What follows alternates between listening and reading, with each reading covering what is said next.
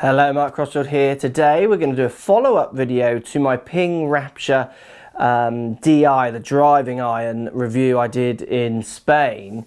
People were asking me if it was going to go in my bag. I'm going to show you why it might go in my bag and might not compared to the clubs I've got. If you haven't seen that video already, there will be a link appearing just to the side of me here. Click that, go and watch it, maybe come back if you don't know what this iron is about. But let's just talk a little bit about why this club might or might not go into my golf bag. Let's get stuck in.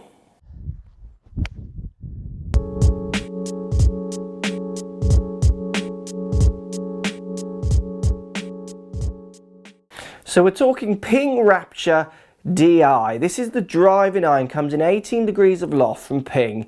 I did a review on it, fixed soled kind of triangular shape looking driving iron, 18 degrees of loft, slightly longer than standard 2-iron length that Ping would make their normal 2 irons at. This is a purely driving iron idea. I did a review, I hit some from the fairway. Also, when I play with it, hit some from a tee as well. And a few people are asking me, am I going to put it in the bag? Because in the video I mentioned I might go in my bag. And Ping also tweeted me asking me if it was going to go in the bag. Now look, I went inside yesterday on GC2 HMT, the launch monitor I use, and I did some gapping testing. I looked at some distances. When I was in Spain and Portugal playing recently, anyone who's watched the course vlogs, there was lots of par 3s which were kind of 220, 225, 215, long par 3s from the back tees. And I was using my rescue a lot. And sometimes, subject to the tears on the green, wasn't always getting to the back of the green.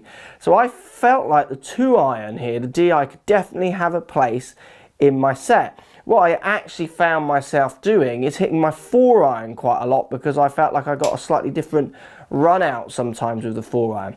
So what I did yesterday is I went inside, hit some shots with these clubs, and just looked at if the 2-iron, the DI, has a place in my bag. And there were some interesting things that I discovered, which I want to share with you, which might help you understand why you might need a hybrid or a driving iron, or use your 4-iron, or even think about manipulating one of these clubs to get maybe one of these clubs to do what 2 of them could do. So let's show you some of the results. So let's look at some of the data. We've got 3 sets of 3 shots from each club for the 3 clubs here. So the 4-iron, my G20 20-degree hybrid, which I use, and also the Ping Rapture 2-iron or 2 driving iron, the 2 DI. Now what you can see, so if we start with the hybrid, which is the club I'm using a lot, the 20 degrees, I'm swinging at 94 miles an hour, and I was getting a carry of 207 yards carry, rolling out to about 230, 228. So then I thought, let's compare the Ping Rapture to this. Let's see if I'm getting more out of the Rapture, see what's going on differently with this club. Now what was happening with the Rapture is I was swinging at 94 miles an hour, the same as the hybrid. I was getting 2 degrees lower launch, so 14 launch angle with the hybrid, down to 12.7 averaging with the 2-iron replacement. So it's launching a bit lower. The peak height was lower, so 23 yards high over 28 yards high with the hybrid. So it was launching lower and staying lower with the 2-iron, which is exactly what I would expect. And then it was actually carrying a very similar distance, so 212 was my longest, going up to 236 rollout, and averaging 230, so 2 extra yards out of the DI over my hybrid, which was interesting. So I was getting a couple more yards basically on the run out more than anything else, which I could see in some conditions, so harder, drier conditions, Spain and Portugal, the ball running out a bit more because of that lower launch and that lower peaking height. So I thought, all right, I could really use this on the course. I could really get that ball chasing up to the back of some long par 3s. So then what I did is I threw my 4-iron in as well, just to see how that compared, because in Spain and Portugal I was finding my 4-iron and my rescue were going the same distance. I thought they were. Now you can see from that, my 4-iron's actually carrying 196 average. It's probably carrying around 200 yards average, because the last shot there is 187 yards over the furthest shot 203. So the last shot didn't hit as well. Now there's the problem with a 4-iron as well. You can get such big discrepancies in longest to shortest, because it's obviously a harder club to hit, which you wouldn't get so much with your hybrid, which is why I enjoy using it. That's what worries me about the DI as well, big discrepancies in miss hits to good hits, because the hybrid for me is so much easier to hit. So there's something playing in my head there as well. And then if you look, the total distance was 215 with the 4-iron. So I was actually, the hybrid is going the right distance it needs to go. It's doing the right thing. So then what I thought I'd do, I'd try and simulate some of these par 3s I was playing in Spain and Portugal, where I was hitting good shots at the flag and often coming up maybe a fraction short, just landing and stopping. So I put myself on the 18th at the Belfry through the GC2 HMT simulator software, and I put myself out, I think 235 yards out over water, up a 3-tiered green. So the 18th at the Belfry is a 3-tiered green, so you've got to get the ball on the right tier to have a decent putt. And a chance of making a good 2 putts even, and holding a birdie putt. So let's just show you some of the results with the 3 clubs when I was hitting into those kind of situations. So if we look at the hybrid first, I hit a good shot here with 235 out over water, going up this 3-tier green, pin in the middle tier. Hit a good shot, lands on the front edge, doesn't roll up the first tier, stays down on the shorter tier. So I'm putting now up a slope to try and say, and then down to the hole. On that hole it is actually.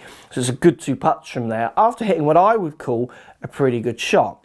Now if we compare that to the DI iron, you can see if I hit this shot, the ball lands just a fraction further up the green, coming in that bit low. You've got to remember, lower launch angle, lower peak height, and the ball chases up to the middle tier, up the slope of the 3rd tier, and then back down towards hole. Very good shot.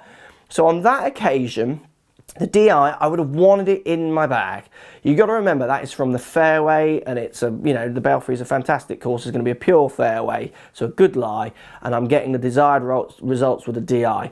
So then I'm thinking to myself as I'm doing this, right, so the DI needs to be in my bag, but then I'm thinking, what happens if that lie isn't as good over that water? I'm not going to trust that lower launch with the DI from a slightly hanging downhill lie, a slightly semi-rough lie. I just feel like I could hit it slightly further up the club face and not get any power out of it at all. So similar to a 4-iron problem, miss hits to middle hits having kind of 20 yards difference. Can't afford 20 yards when there's water short of the green. So I thought, so can I make my hybrid, the reason I use the 20-degree G20 hybrid with the offset is it feels more like an iron to me, and I feel like I can play around with it, knock it down, those kind of things. So I thought, what if I try and play a hybrid shot in the same style as the DI, to actually turn it into a DI. So let's just show you the results.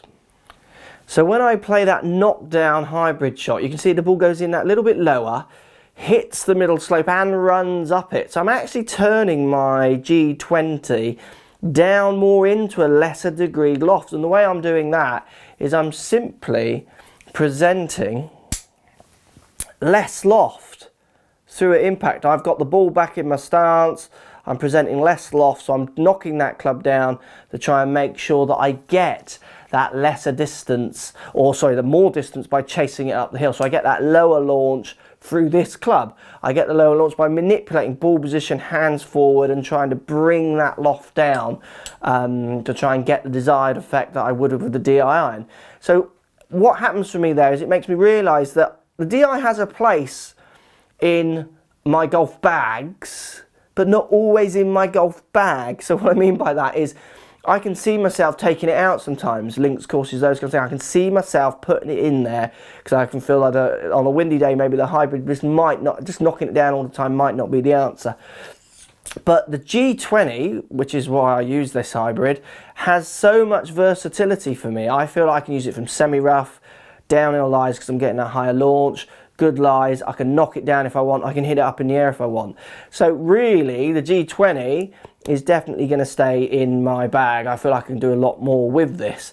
But look, there are lots of players out there who can't get on so well with hybrids, and they want maybe that kind of club from the tee rather than the fairway. And that 2-iron, I can totally see where it'll fit into lots of golfers' bags. But for me, Ping G20, this club, a little knobbly here, not the prettiest thing in the world, a little bit of an ugly duckling, but absolutely does what I need it to do. And that's the main thing you guys got to realise, get the clubs that suit you. It's not about egos, it's not about putting a 2-iron in because that person uses it or what have you.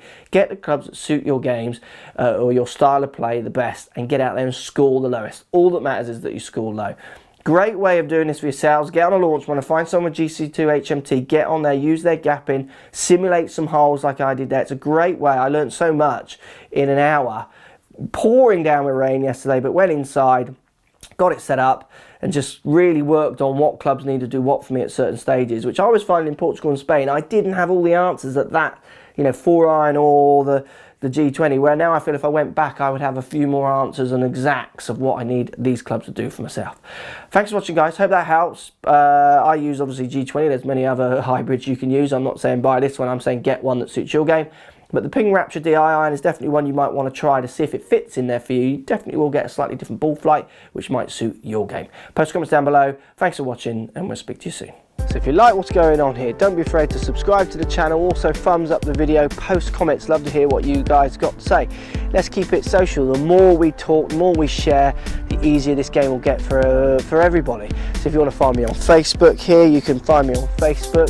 If you want to tweet me, find me on Twitter here as well. Just follow the links, all in the description. Come and join the show, get active, get involved, get playing some better golf. Thanks for watching.